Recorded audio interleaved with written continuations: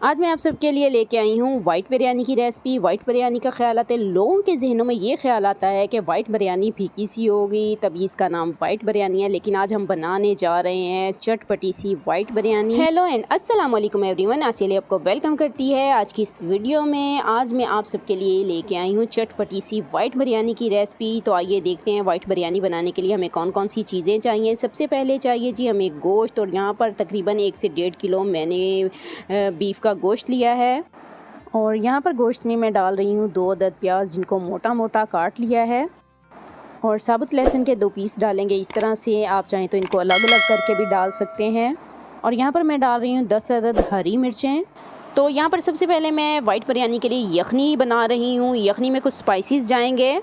2 tablespoon साबुत ज़ीरा, 4 sticks दालचीनी की, और 2 टेबलस्पून साबुत धनिया जाएगा, 2 टेबलस्पून नमक जाएगा, 1 टेबलस्पून काली साबुत मिर्च जाएगी, 2 टेबलस्पून सौंफ के जाएंगे, 1 टेबलस्पून इसमें जाएगा जी लौंग का, और 3 इलायचियाँ जाएंगी। इन तमाम स्पाइसेस को भी गोश्त में डाल देंगे। अब आती है पानी की बारी, और यहाँ पर तकरीबन मैं 6 से 7 गिलास पानी के डाल रही हूँ। और पानी मैं इतना डाल रही हूँ कि वो गोश्त के ऊपर तक आ जाए।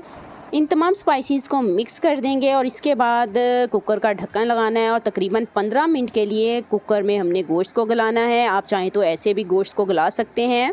15 मिनट के बाद आप देख सकते हैं कि गोश्त बहुत अच्छे से गल चुका है। और अब इसको आप चाहें तो स्ट्रेन कर लें, और अगर आप चाहें तो इसमें ये जो प्याज है इनको अलग करना चाहें तो कर लें, वरना ऐसे भी स्टॉक को इस्तेमाल कर सकते हैं। और लहसुन तो हम लाजमी निकालेंगे, और इस लहसुन के पेस्ट को भी हम इसी बिरयानी में इस्तेमाल करेंगे, और इससे टेस्ट बहुत ही मज़े का आता है।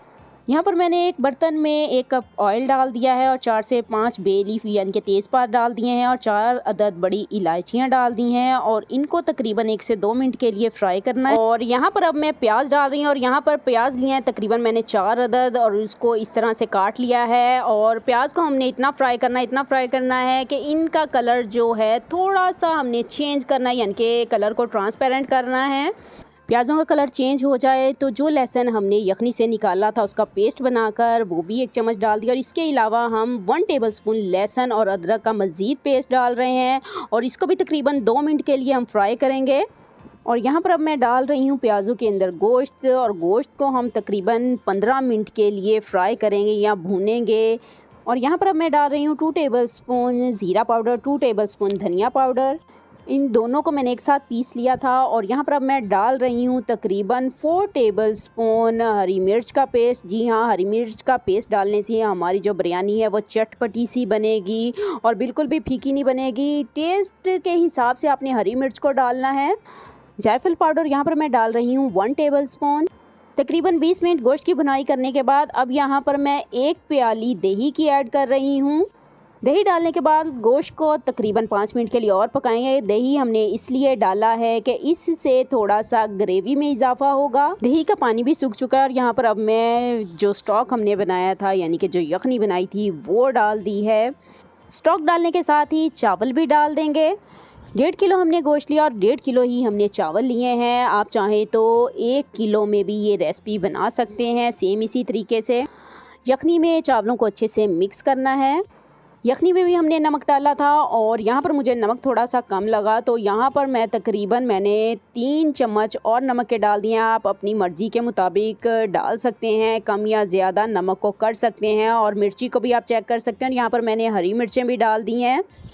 तो यहाँ पर आप देख सकते हैं कि अभी भी चावलों में पानी मौजूद है, और इस पानी को भी हमने ड्राई करना है। और अब इस पॉइंट पर यहाँ पर मैं डाल रही हूँ ड्राई आलू बुखारा, जो कि बिरयानी की जान है। यहाँ पर पुदीना और धनिया भी डाल देंगे। पुदीने और धनिया को मैंने बारीक बारीक काट लिया है। तो आपने देखा हमने बिरयानी में टमाटर बिल्कुल भी इस्तेमाल नहीं किए, और यहाँ पर इस तरह से मैंने टमाटर के बीजों को निकाल दिया है। जस्ट हम सख्त वाला जो पार्ट है टमाटर का वो इस्तेमाल कर रहे हैं। टमाटरों की लेयर लगाने के बाद यहाँ पर मैंने लेमन भी डाल दिए हैं, जो कि मैंने स्लाइस में काट लिए हैं। और यहाँ पर मेरे पास मौजूद है बिरयानी वाला कलर, ऑरेंज फूड कलर। ये ऑप्शनल है, अगर आप डालना चाहें तो डाल सकते हैं, और चाहें तो स्किप भी कर